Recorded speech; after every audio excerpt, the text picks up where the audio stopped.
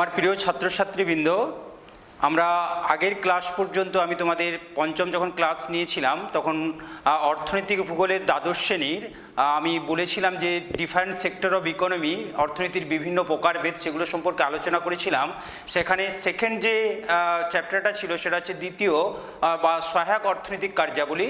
সেই সহায়ক অর্থনৈতিক কার্যাবলী শুরু করার আগে একটা থিওরি আছে, তত্ত্ব আছে, সেই তত্ত্ব সম্পর্কে আজকে আমরা আলোচনা করব, যেটা হচ্ছে কোনো জায়গায় শিল্প কিভাবে গড়ে উঠবে, একটা জায়গায় সেই শিল্প স্থাপনের যে অবস্থান সংক্রান্ত ন্যূনতম ব্যয় তত্ত্ব এবারের, সেটা নিয়ে আজকে আমি আলোচনা করব। আজ আমরা অর্থনৈতিক ভূগোল আমরা আলোচনা করব ওয়েবারের শিল্প অবস্থান সংক্রান্ত ন্যূনতম ব্যয় তত্ত্ব, দ্বাদশ শ্রেণী। তো তোমরা এটা খুব ভালো করে পড়বে, কারণ শিল্পের যে সেকেন্ডারি সেক্টর অফ ইকোনমি, সেই সেকেন্ডারি সেক্টর অফ ইকোনমিতে শিল্পের যে অবস্থান, সেই শিল্পের অবস্থান কোথায় হবে, কিভাবে হবে, সেটা সম্পূর্ণরূপে ওয়েবারের শিল্প অবস্থান সংক্রান্তে খুব সুন্দরভাবে বর্ণনা করা আছে। এবং সাধারণত শিল্প মানে তোমরা বোঝো যে বিভিন্ন রকম কৃষিজ খনিজ কাঁচামাল থেকে শিল্প কারখানায় কোনো কিছু দ্রব্য উৎপাদন করে সেগুলোকে বিভিন্ন বাজারে চাহিদা অনুযায়ী বিক্রয় করা হয়। এবং শিল্প গড়ে তোলার প্রধান উদ্দেশ্য কর্মসংস্থান এবং মুনাফা অর্জন। তাহলে সেই জায়গায় ওয়েবারের শিল্প অবস্থান সংক্রান্ত তথ্য আমরা একটু ভালো করে জানব। সেটা হচ্ছে আমাদের সামনে যে ছবিটা আছে, এই ছবিটা হচ্ছে জার্মান অর্থনীতিবিদ আলফ্রেড ওয়েবার। আলফ্রেড ওয়েবার শিল্প কোথায় স্থাপন হবে, শিল্প স্থাপন কোথায় করলে লাভজনক হবে, তার জন্য একটি শিল্পের অবস্থান সংক্রান্ত ন্যূনতম ব্যয় তত্ত্ব দিয়েছেন। এবং যেখানে তিনি 1882 এবং 1885 সালে ওনার পূর্বসূরি অর্থনীতিবিদ ভিন হেলেম লনহার্ট শিল্পের অবস্থান সম্পর্কে যে তাত্ত্বিক আলোচনার বীজ রোপণ করেছিলেন, তার উপর ভিত্তি করে তিনি শিল্পের এই অবস্থান তত্ত্বটি বর্ণনা করেছেন। তার বর্ণনায় 1909 খ্রিস্টাব্দে তার ইউবের ডেন স্ট্যান্ডার্ড ডার ইন্ডাস্ট্রিয়ান গ্রন্থে তিনি এই শিল্প অবস্থান সংক্রান্ত ন্যূনতম ব্যয় তত্ত্বটি সুন্দরভাবে উপস্থাপন করে গেছেন। উদ্দেশ্য কি ছিল? উদ্দেশ্য ছিল নাম্বার 1, একটি শিল্পের সর্বনিম্ন যে ব্যয়জনিত অবস্থান নিশ্চিত করা, পরিবহন ব্যয়ের যে গুরুত্বপূর্ণ ভূমিকা একটা শিল্প স্থাপনে রয়েছে সেটা স্থাপন করা, এবং পরিবহন ব্যয়ের ওপর যে শিল্পের অবস্থান নির্ভর করে তা প্রমাণ করা। এই উদ্দেশ্যগুলোকে সামনে রেখে তিনি এই তত্ত্বটি দিয়েছিলেন। এই তত্ত্বটি দেওয়ার সময় তিনি কিছু অনুমানের সাপেক্ষে যে একটা কোন জায়গায় শিল্প স্থাপন হবে, সেটি কয়েকটা অনুমানের সাহায্যে তত্ত্বটি উপস্থাপন করেছিলেন। সেই অনুমানগুলো কি কি? নাম্বার 1, তিনি বলেছিলেন যে যেখানে শিল্প স্থাপন হবে সেই জায়গা বা সেই অঞ্চল সব অর্থে এক এবং অভিন্ন হবে। মানে সেখানে ভূপ্রকৃতি, সেখানে জলবায়ু, সেখানে যে বিভিন্ন মানুষজন বসবাস করে, সেখানে বিভিন্ন সম্প্রদায়, তারা সমমনস্ক হবে, কারিগরিক দক্ষতা থাকবে সবার, এবং উল্লেখযোগ্য দিক রাজনৈতিক শক্তির বিরোধীন বহিঃপ্রকাশ। রাজনৈতিক যে শক্তি তার বিরোধহীন বহিঃপ্রকাশ দেখা যাবে। সেখানে তিনি বললেন, খুব ইম্পর্টেন্ট, এটা তোমাদের বোঝা খুবই দরকার, কারণ তোমরা শিল্প যতগুলো পড়বে এই দুটো জিনিস খুব ইম্পর্টেন্ট। সেটা শিল্পের প্রয়োজনীয় কাঁচামাল। সেই শিল্পের প্রয়োজনীয় কাঁচামাল কি? এখানে উনি বললেন যে শিল্পের প্রয়োজনীয় কাঁচামাল দুই ধরনের। নাম্বার ওয়ানে তিনি বললেন সর্বত্র প্রাপ্ত, যেটা সব জায়গায় পাওয়া যায়, জল। আরেকটা কি? ভৌগোলিকভাবে অনড় বা কেন্দ্রীভূত, সেটা কি? কয়লা। সেকেন্ড কি বললেন? থার্ড, বাজারে উৎপাদিত দ্রব্যের চাহিদা সীমাহীন থাকবে। দ্রব্যের যে চাহিদাটা থাকবে সেটা হচ্ছে সীমাহীন, এবং বাজার পূর্ণ প্রতিযোগিতার অন্তর্গত হবে, যেখানে একটা মাত্র নয়, পূর্ণ প্রতিযোগিতা অন্তর্গত হবে। চার, পরিবহন ব্যয় ওজন এবং দূরত্বের উপর নির্ভরশীল, কারণ একটা জায়গায় পরিবহন যে ব্যয় হবে সেই পরিবহন ব্যয় কার উপর নির্ভর করবে? সেখানে কতটা কোয়ান্টিটি জিনিসপত্র আছে, সেটা কাঁচামাল হোক আর শিল্পে উৎপাদিত দ্রব্যই হোক, সেটা তার ওজন এবং কতটা দূরত্ব যাচ্ছে তার উপর পরিবহন ব্যয়টা নির্ভর করবে। আর পাঁচে কি বললেন? শ্রমিকের উৎস, যেখান থেকে শ্রমিক আসবে, এবং তার যোগান এবং মজুরি নির্দিষ্ট থাকবে। এই অনুমান সাপেক্ষে তিনি সুন্দরভাবে তিনটি পরিস্থিতির কথা বলেন। শিল্প স্থাপনের প্রেক্ষাপট কি হবে? প্রেক্ষাপটে তিনি নাম্বার ওয়ান বললেন শিল্প স্থাপনের উপযুক্ত সামগ্রিক ব্যয়সূচক স্থান নির্ণয়ে, মানে শিল্প যেখানে স্থাপন হবে সেই সামগ্রিক ব্যয়সূচক স্থান নির্ণয়ে সাধারণত এটাই তো স্বাভাবিক যে ব্যয় যেখানে কম হবে সেখানেই তো শিল্প স্থাপন হবে। তিনি বললেন যে শিল্প স্থাপনের সামগ্রিক ব্যয়সূচক যে স্থান সেটা নির্ণয়ে পরিবহন খরচের গুরুত্ব, পরিবহন খরচের গুরুত্ব একটা উল্লেখযোগ্য দিক তিনি বললেন। নাম্বার টু, তিনি বললেন শিল্প স্থাপনের উপযুক্ত সামগ্রিক ব্যয়সূচক স্থান নির্ণয়ে শ্রমিকের মজুরির গুরুত্ব। তাহলে একটা হচ্ছে পরিবহনের গুরুত্ব, আর একটা সামগ্রিক ব্যয়সূচক যে স্থান নির্ণয় করা হবে কোথায় শিল্প স্থাপন হবে সেখানে শ্রমিকের মজুরির গুরুত্ব তিনি দিলেন। আর নাম্বার থ্রি কি বললেন? শিল্প স্থাপনের উপযুক্ত সামগ্রিক ব্যয়সূচক স্থান নির্ণয়ে শিল্পের সমাবেশের গুরুত্ব। তাহলে শিল্প স্থাপনের প্রেক্ষাপট এবার তিনটি ভাবে বর্ণনা করেছেন, তোমরা সবাই জানবে। একটা হচ্ছে পরিবহন খরচের গুরুত্ব, একটা শ্রমিকের মজুরির গুরুত্ব, আরেকটা হচ্ছে শিল্প সমাবেশের গুরুত্ব। এইবারে দেখা যাক এক একটা পরিস্থিতিতে কিভাবে শিল্প স্থাপিত হবে তিনি কি বললেন। নাম্বার ওয়ানে তিনি বললেন শিল্প স্থাপনে উপযুক্ত যে ব্যয়সূচক স্থান সেই ব্যয়সূচক স্থান নির্ণয়ে পরিবহন খরচের গুরুত্বটা কোন কোন জিনিসের উপর নির্ভর করবে। তিনি বললেন যে পরিবহন ব্যয় অ্যাকচুয়ালি কি? পরিবহন ব্যয় অ্যাকচুয়ালি যে যেখানে শিল্প স্থাপিত হবে সেই জায়গায় কাঁচামাল একটা সংগ্রহ করতে হবে তার ব্যয় আছে, আর একটা কিসের ব্যয় আছে? উৎপাদিত যে দ্রব্য হয়েছে, যে কারখানা থেকে যে জিনিসটা উৎপাদন হয়েছে তার যে সরবরাহ ব্যয়, সেই উৎপাদিত দ্রব্যকে নিশ্চয়ই মার্কেটে নিয়ে যেতে হবে যেখানে বাজার আছে, তাহলে তার একটা ব্যয় আছে। তাহলে তিনি বললেন পরিবহন ব্যয় ইকুয়াল টু কাঁচামালের সংগ্রহ ব্যয় এবং উৎপাদিত দ্রব্যের সরবরাহ ব্যয়। তিনি এটা বোঝানোর জন্য একটি সুন্দর ইন্ডেক্সের সাহায্য নিয়েছিলেন, যেটাকে বাংলায় বলা হয় পণ্যসূচক, ইংরেজিতে বলা হয় মেটেরিয়াল ইন্ডেক্স। এটা কি? এটা হচ্ছে যে খুব ইম্পর্টেন্ট কোশ্চেন, শর্ট কোশ্চেন তোমাদের আসে, পণ্যসূচক কি বা মেটেরিয়াল ইন্ডেক্স কি বা এমআই কি। তাহলে পণ্যসূচক হচ্ছে কেন্দ্রীভূত কাঁচামালের ওজন ডিভাইডেড বাই উৎপাদিত দ্রব্যের ওজন, মানে একটা শিল্পে কতটা কাঁচামাল লাগছে তার ওজন, আর উৎপাদিত যে দ্রব্যের ওজন সেটা হচ্ছে পণ্যসূচক বা মেটেরিয়াল ইন্ডেক্স। এটা সাধারণত দুটো অবস্থানের উপর নির্ভর করছে।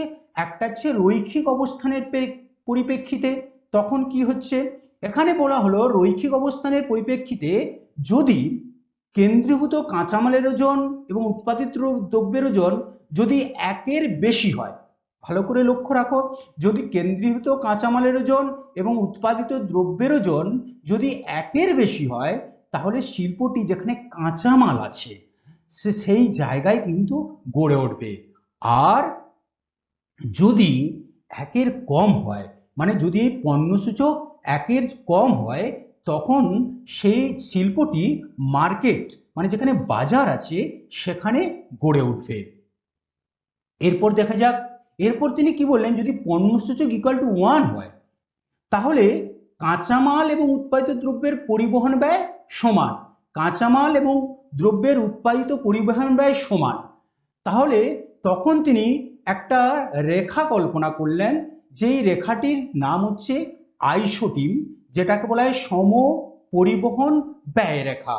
সম পরিবহন মানে যেই জায়গাগুলোতে পরিবহন ব্যয় একই, সেই জায়গায় যে লাইনটা বা যে রেখাটা টানা হয় সেটা হচ্ছে সম পরিবহন ব্যয় রেখা। এই যে দেখো সেটা কি, এই যে দেখো এইটা হচ্ছে কাঁচামাল, কাঁচামাল আর এটা হচ্ছে বাজার।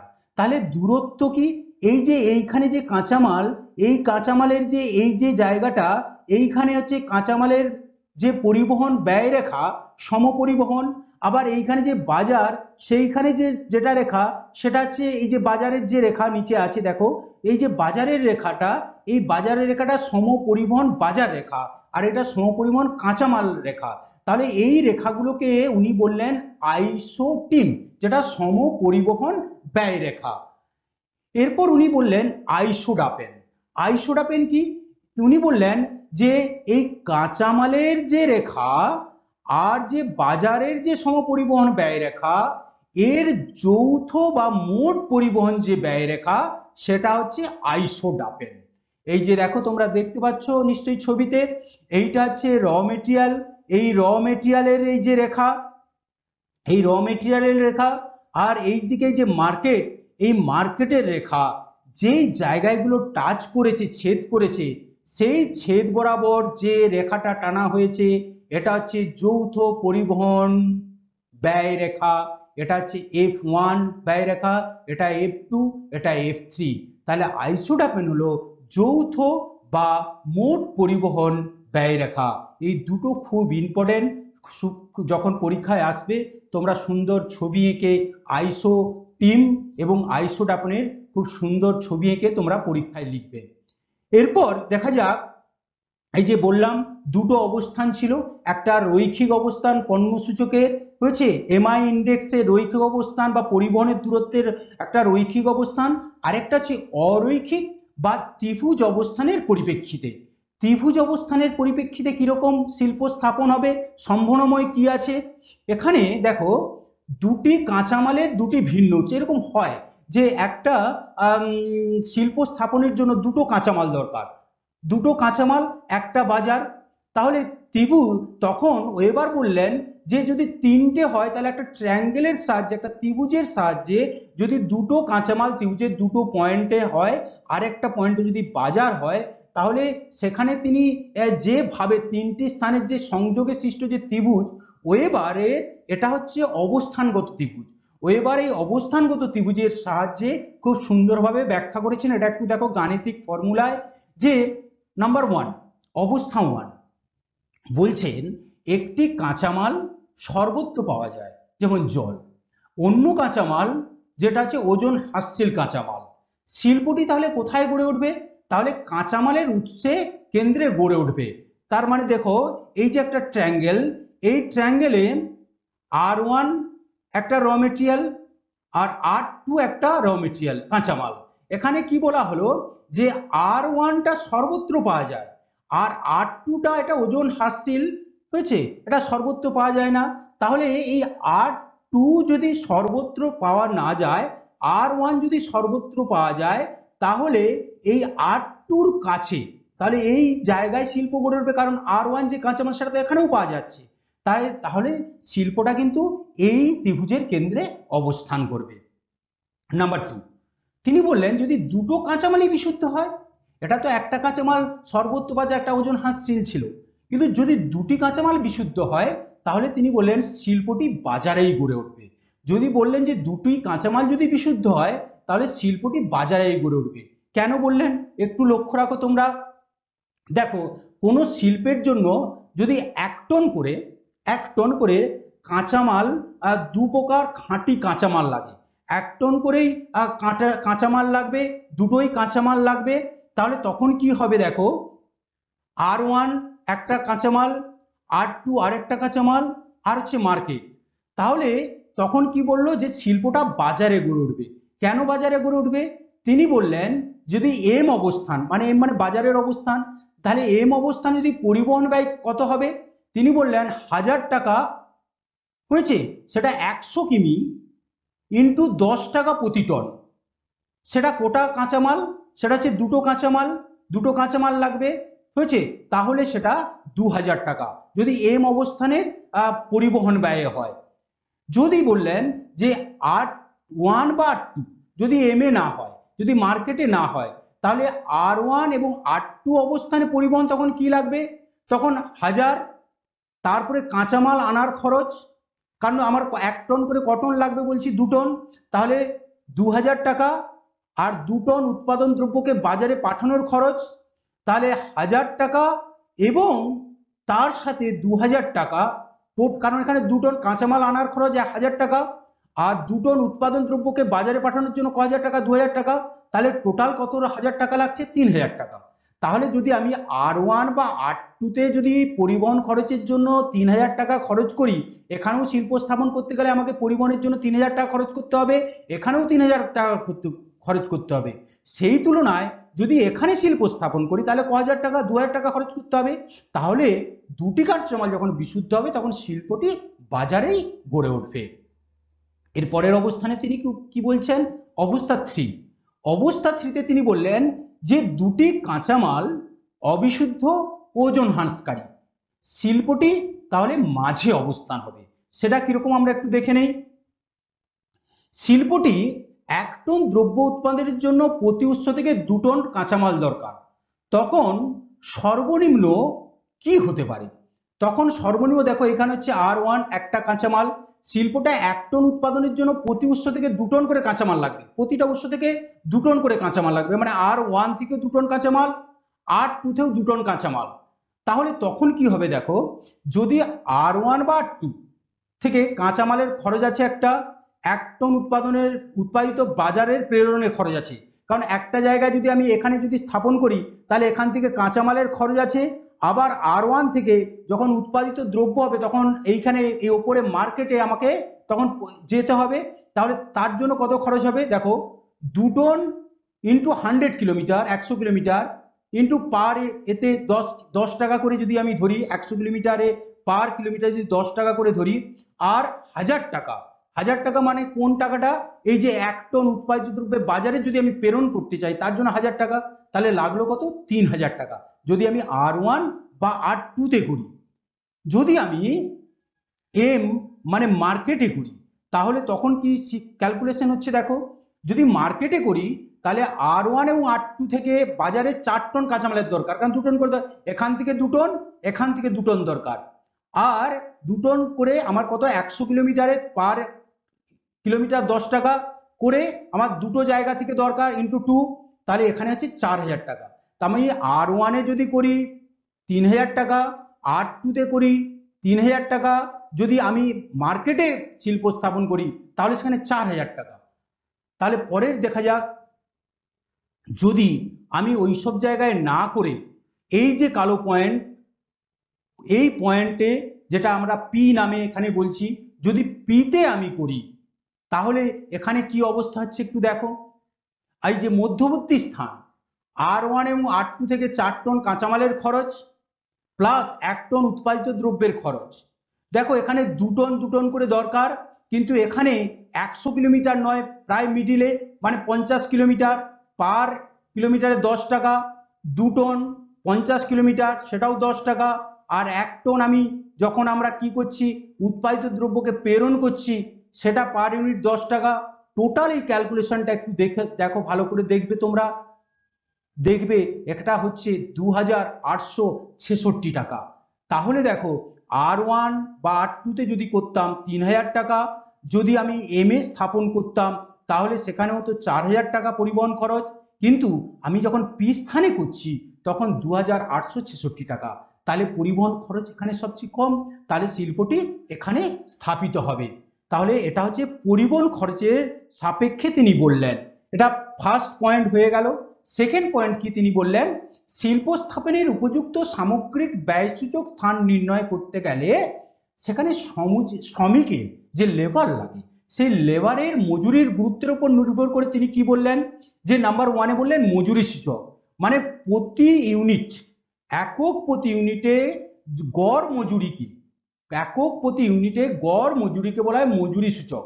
তাহলে যেখানে শিল্পের মজুরি সূচক যত পরিবহন ব্যয় অবস্থান থেকে ন্যূনতম মজুরি অবস্থানের দিকে সরে যাওয়ার প্রবণতা যদি বেশি হয়, তার মানে এখানে যে শিল্পের অবস্থান হয়েছিল সেখানে যদি ন্যূনতম পরিবহন ব্যয় অবস্থান, যেটা আমরা মজুরি সূচক দিচ্ছি, সেইটা যদি পরিবহন ব্যয় অবস্থান থেকে যদি ন্যূনতম মজুরি অবস্থানের দিকে সরে যায়, যত প্রবণতা বেশি দেখা যাবে তখন সেখানে শিল্পের মজুরি সূচক যেখানে যত বেশি সেখানে থেকে পরিবহন ব্যয়ের ন্যূনতম মজুরি অবস্থার দিকে সরে যাওয়ার প্রবণতা তত বেশি হবে। এটা হচ্ছে মজুরি সূচক। এরপর তিনি কি বললেন, ক্রিটিক্যাল আইসোটোপেন। ক্রিটিক্যাল আইসোটোপেন কি, শ্রমিকের ন্যূনতম মজুরি এবং মোট পরিবহন ব্যয় রেখা। শ্রমিকের ন্যূনতম মজুরি ও মোট পরিবহন ব্যয় রেখা, এর উপর নির্ভর করে তিনি কি বললেন, যে আমাদের যে অবস্থানগত ত্রিভুজ, এই যে দেখো যে অবস্থানগত ত্রিভুজ ছিল, এই অবস্থানগত ত্রিভুজের মধ্যে ন্যূনতম পরিবহন ব্যয় অবস্থান পি ও ক্রিটিক্যাল আইসোটোপেনের অর্থাৎ শ্রমিকের সস্তা, যেটা সস্তায় যে শ্রমিক পেয়ে যাবে উৎস কেন্দ্র, সেটা L1 শিল্পটি স্থাপিত হবে। এই যে দেখো এইখানে যে আমাদের অবস্থান ত্রিভুজের, এই যে অবস্থান ত্রিভুজের মধ্যে ন্যূনতম পরিবহন ব্যয় অবস্থান পি ছিল, তাহলে এই ক্রিটিক্যাল আইসোটোপেন অর্থাৎ সস্তা শ্রমিকের মজুরি বাবদ, এইখানে সস্তা শ্রমিকের পাওয়া যাচ্ছে মজুরি বাবদ তার আমরা মজুরি সূচকটা অনেক কম হয়েছে, মজুরি সূচক প্রতি ইউনিট গড় মজুরি সূচক অনেক কম দিতে হচ্ছে। এই জন্য তখন কি দেখা যাবে, যে এই জায়গা থেকে শিল্পটা L1 বা L2-তে, কারণ এখানে যে বললাম শ্রমিকের ন্যূনতম মজুরি এবং মোট পরিবহন যে ব্যয় রেখা, সেই ক্রিটিক্যাল আইসোটোপেন সেই সস্তা শ্রমিকের উৎস কেন্দ্রে এই শিল্পটি L1 বা L2-তে স্থানান্তরিত হবে। কারণ এই যে লেখা আছে দেখো, এই রেখার মধ্যে শ্রমিকের উৎস কেন্দ্র অবস্থান করলে শ্রমিকের খরচ ব্যয় লাঘবের পরিমাণ অতিরিক্ত পরিবহন ব্যয় সমান হয় বা ভারসাম্য অবস্থা লাভ করে। তার মানে প্রধান কথা হলো যে যদি পরিবহন ব্যয়ের তুলনায় যদি সস্তা শ্রমিকের মজুরি বাবদ ব্যয় লাঘবের পরিমাণ কম হয়, তাহলে শিল্পটা কি হবে, এই ন্যূনতম পরিবহন ব্যয়ের অবস্থান থেকে এইখানে শ্রমিকের অবস্থানের যে ক্রিটিক্যাল আইসো সস্তা শ্রমিকের যে উৎস, সেইখানে শিল্পটি স্থাপিত হবে। এটা সেকেন্ড কন্ডিশনে তিনি বললেন।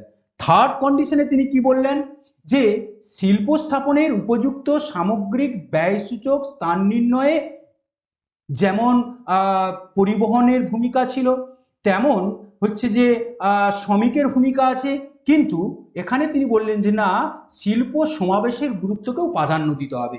সেটা কি, এই যে দেখো অনেক শিল্প, একটা দুটো তিনটে, এই তিনটে শিল্পের মধ্যে শিল্পের সমাবেশ, মানে বলা হয়েছে কোনো সময় যদি দেখা যায় মোট পরিবহন ব্যয় এবং সস্তা শ্রমিকের মজুরি বাবদ ব্যয় লাঘবের তুলনায় শিল্প সমাবেশের কারণে উৎপাদনের খরচ কম।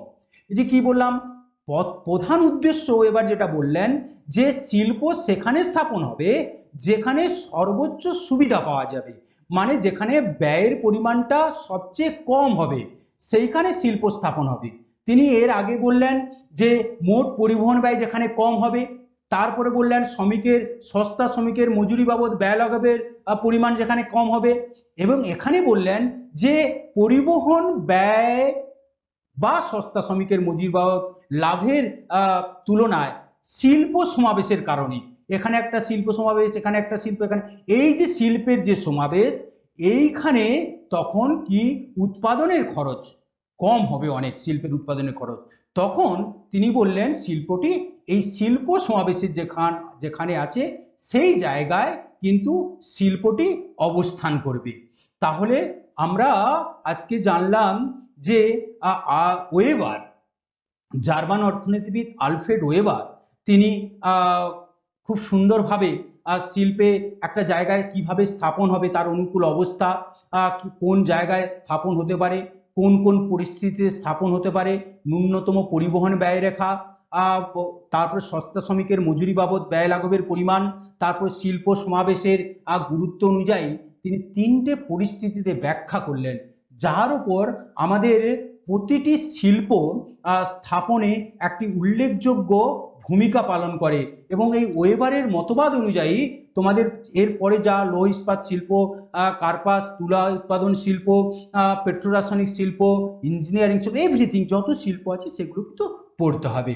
তাহলে এইখান পর্যন্ত তোমাদের আজকে বললাম আলফ্রেড ওয়েবারের শিল্পস্থানের ন্যূনতম ব্যয় তত্ত্ব। এর পরের ক্লাসে আবার আমরা অর্থনীতির বিভিন্ন শিল্প আছে সেগুলো আলোচনা করব। আজকে এইখান পর্যন্তই, এবং তোমাদের প্রতিদিনের মতোই বলি, যদি তোমাদের কোনো কোশ্চেন থাকে, তোমাদের কোনো কিছু জায়গায় আরো বুঝতে ভালো হতো, এই জায়গাটা বললে, এই জায়গাটা বেশি বেশি ডিসকাস করলে, তোমরা কমেন্ট বক্সে এসে অবশ্যই লিখবে।